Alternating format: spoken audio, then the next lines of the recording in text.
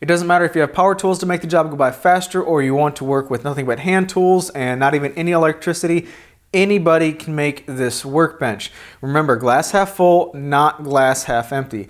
Now this was made with readily available materials. I used nothing but 2x10 Southern Yellow Pine boards to make this entire workbench, and it set me back about $110 for the wood. The bench itself is about 6 feet long, it's about 2 feet wide, and it's got an over 4-inch thick solid wood top that's made to take some abuse. For those who are interested, I do have a set of plans available to walk you through step by step how to make this workbench. It has 3 different vise options and a 4-drawer cabinet that will go down below. As you can see, I don't have the vices mounted or the cabinet built, and that's because there's only so much crap you can cram into a 20-minute video. I'll get to those in the next video. So let's get down to business and I'll show you exactly the steps I took to make this really solid workbench. Just like most of you out there, I can't really justify spending about $1,000 on some really nice hard maple for a workbench, so instead I'm using a very good budget alternative, which is Southern Yellow Pine. The workbench build starts by making the top assembly, and that's because some of the base dimensions will be derived from the completed top assembly. And I'm going through all of my 6-foot long boards to pick out ones that have really clean edges along their full length. And that is because each one of these boards needs to be ripped in half and then stood up on end to complete the top assembly. I'll need about 5 really clean boards, boards that are clean on the end. And that way, once the bench is all glued together and completed, I'll have enough material on top to plane away and get a nice flat surface without having any knots showing through on the top side. So once these boards are ripped right down the middle, then I'll go ahead and start the milling process for at least 3 faces to get this somewhat more manageable before I put it in clamps.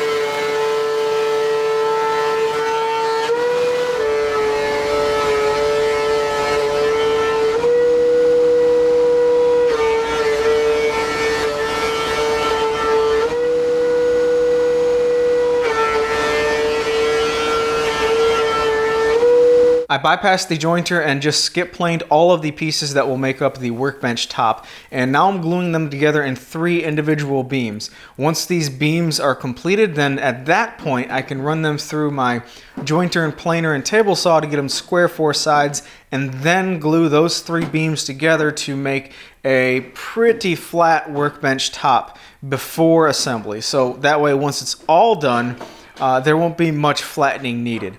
Now, as I'm gluing these together, I'm making sure that each beam has all of the pieces bowed out at the middle, and that'll create a natural spring when you glue these together. That way I can focus more of the clamping force directly in the middle, and the outsides will be naturally sprung tight to begin with. And I'm also using 2 dedicated coals for each side of these individual glue ups, and that's because the clamps that I'm using are going to mar the surface up, and that way they will damage the coals and not my actual workbench top material. After gluing up all the sections that will make up the top, I started squaring them at my jointer, starting with the large face that will eventually be the top of the workbench, and this will reduce the amount of hand planing once it's all completed. After that, I squared up both short sides connecting to that top surface. Now, typically you wouldn't do both of these faces. However, these are pretty darn parallel and flat to begin with, so I don't think I'm taking them out of parallel much. And if I am, it's a very insignificant amount that really doesn't matter. This is a much better approach than running the full beams through the table saw and flipping them over. It's just not really manageable that way. After this, I can run them through my thickness planer, and I'm only using the thickness planer to flatten the bottom surface of this top assembly for each one of these sections, and that's because there's pretty much no way to get around having some type of snipe on the beams this size as they run through the planer. So if I am going to have any snipe, I want them to be on the bottom surface of the workbench where they will be a lot less noticeable and they really won't even matter.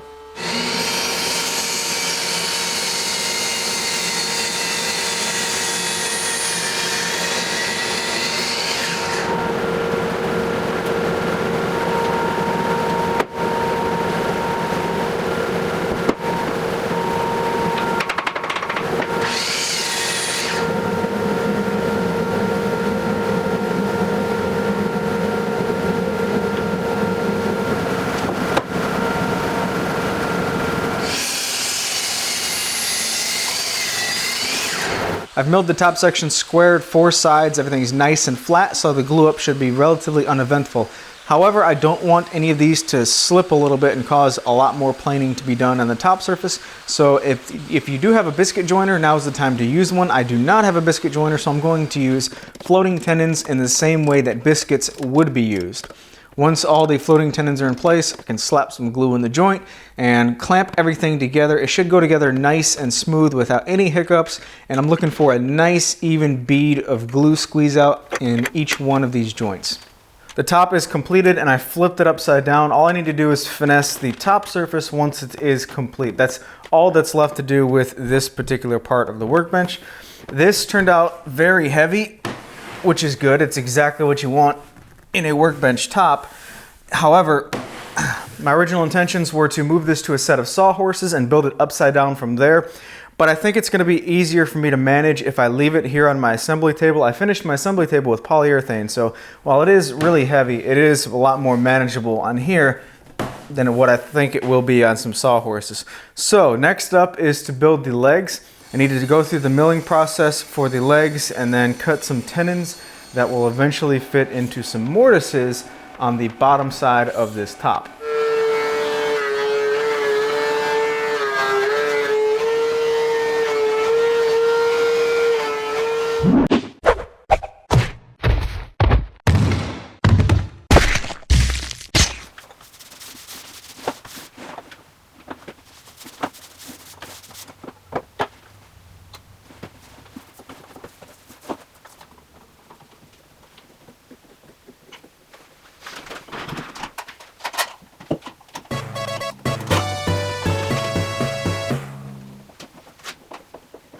With the legs out of the clamps, I'm using my jointer and planer to square the legs 4 sides, and then finally cut the legs to their final length at the miter saw. The legs will attach to the top with a through tenon, and to cut this tenon on the end of each legs, I'm going to make my final passes with the table saw, but I want to hog out the vast majority of the material with the bandsaw first. I can't make all of my cuts, my finished cuts at the bandsaw, because my blade is really dull and just not cutting that great.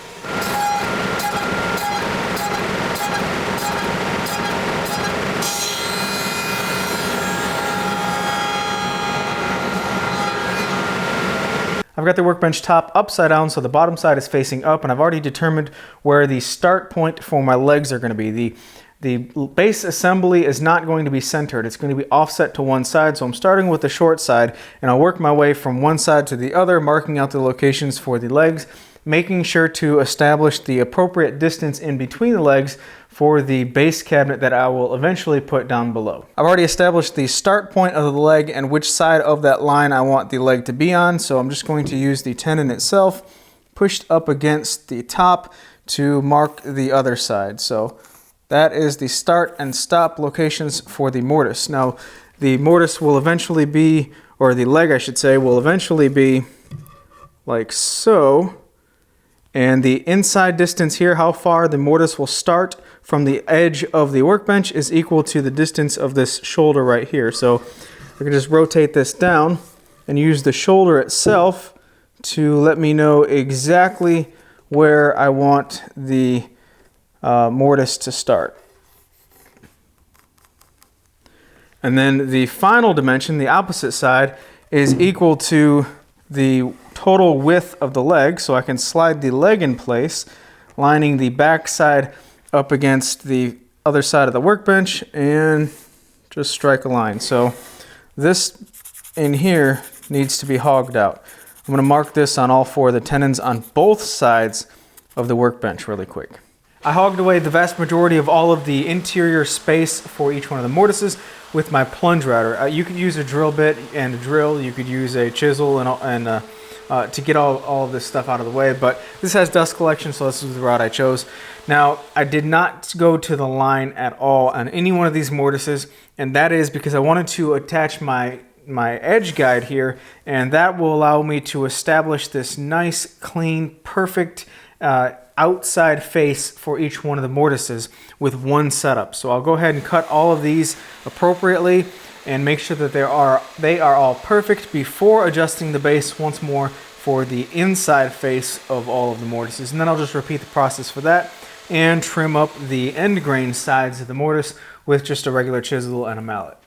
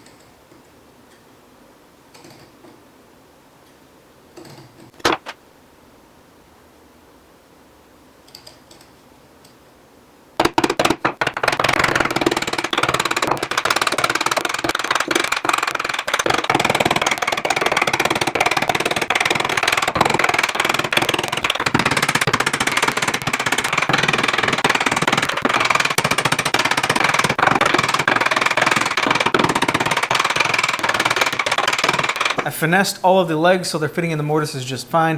One of them is a little bit less than perfect, but that's okay. They're all going to be wedged from the top side once it's all assembled. Before assembly though, I do want to make sure that I drill the hole for the leg vise, and I'm going to do that right now just so I don't forget about it. Up next, I'm going to cut and make the joinery for the long, short stretchers. And then I can glue this thing up and start installing some vices.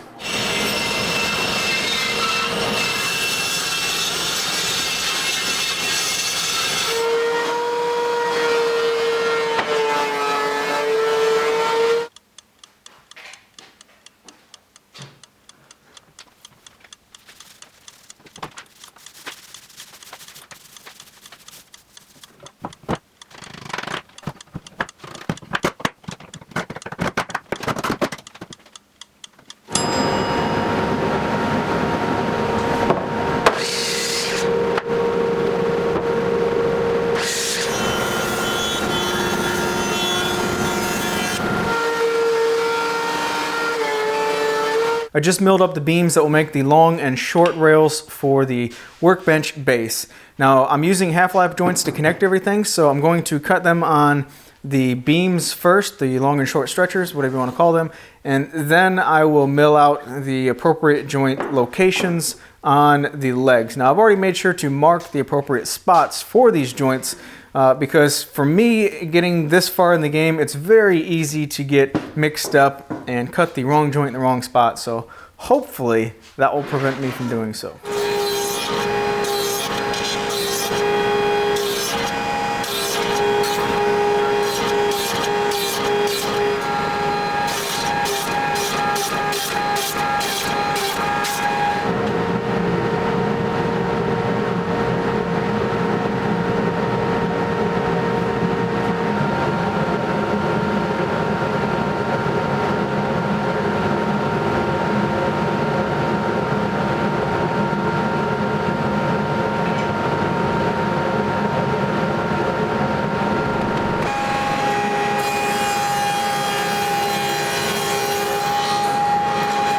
To cut the matching half laps on the legs, I'm starting with the short rails, and the first thing is to line up the fence so that my dado blade, the outside of my dado blade, is lined up with my start line with the blade on the cut side of that start line. Once I have this positioned the way I want it, I can make the first cut on all four of the legs, and that will make sure that the half laps are in the exact same spot on each one of the legs. Then I can hog out the majority of the material on the rest of the legs, making sure to stop about 1/4 of an inch shy of where my final cut needs to be. I can move the fence and dial this last cut in absolutely perfectly, and once the fence is in the appropriate spot, then I can make my final cut on each one of these legs to make a perfect half lap on all of these at the exact same time. Then I can repeat the entire process again for the half laps for the long rails.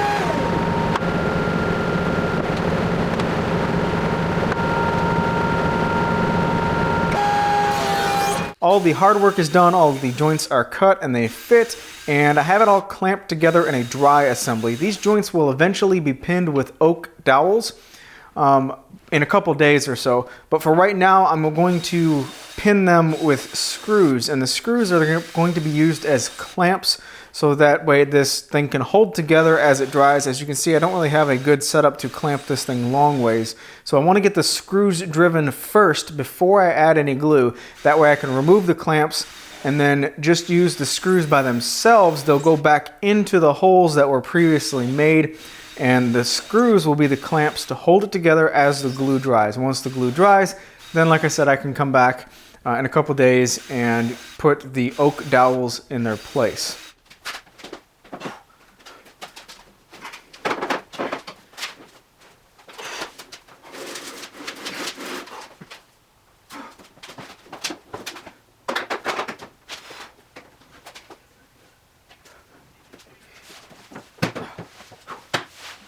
I was able to lift the workbench top off of the legs by lifting up one side and hitting the leg tenons down just maybe a half of an inch or so, and then putting a clamp underneath it to prevent it from going back down, going to the other side and repeating the process till eventually I had the workbench top sitting on top of the leg tenons, just freely sitting there.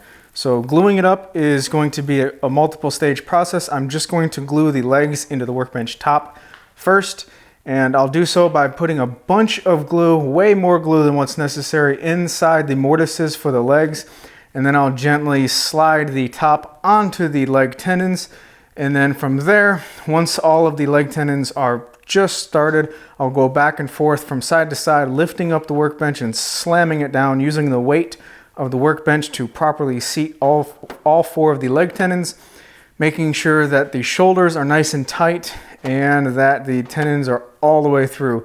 Once that's done, I'm going to use some small wedges that I cut at the bandsaw, just scrap pine wedges, the same material I'm using for this workbench, and wedging the sides, the short sides of the tenon, making sure it's nice and tight and everything is nice and glued in place.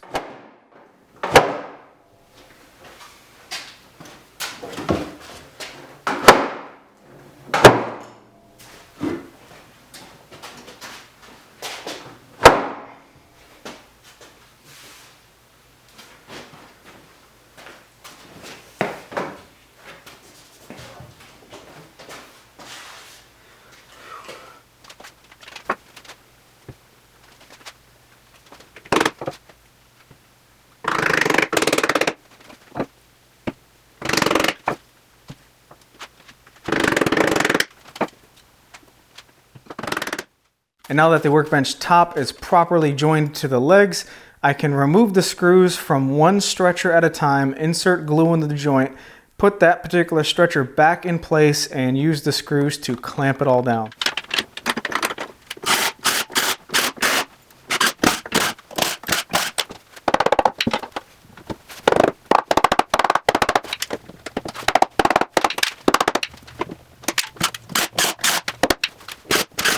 Once all of the joints have had a proper amount of time for the glue to dry, I can come back with a flush trim saw and cut all of the joints nice and smooth.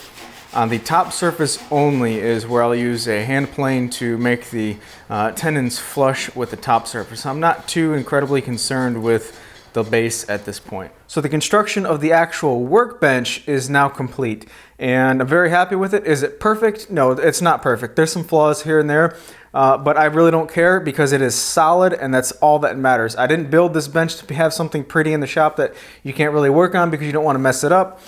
This is going to take abuse, and I'm going to abuse it. And it's just a big, heavy workbench. I don't know the exact weight, but this thing's heavy enough to where it's not going to move when you're working with hand tools on it at all. But it is light enough to where I can still manually push it around the shop if needed. All of the legs are the same length, but it's not level on my garage floor because my garage floor isn't level. No matter where you push it, it's going to rock just a little bit. So the quickest solution for that is to just kick a shim underneath the high leg, and that's good enough. The final dimensions are 1/2 of an inch shy of 6 feet. It's 23.5 inches front to back, and the top stands at 34 inches off the ground. The top itself is 4 3/16 of an inch thick, and the legs are 4 1/8 by 4 1/4. I do have plans available for this, like I said, and the plans go into detail for the workbench itself, plus 3 vise options, as well as a full cabinet to go down below with 4 drawers. So that's it for this video. I will cover the vices and the cabinets later. Thanks for watching. Hope you guys enjoyed this. I had a lot of fun here in the shop making this, and I'm looking forward to putting it to use. So you guys take care, have a great day, and I'll talk to you next time.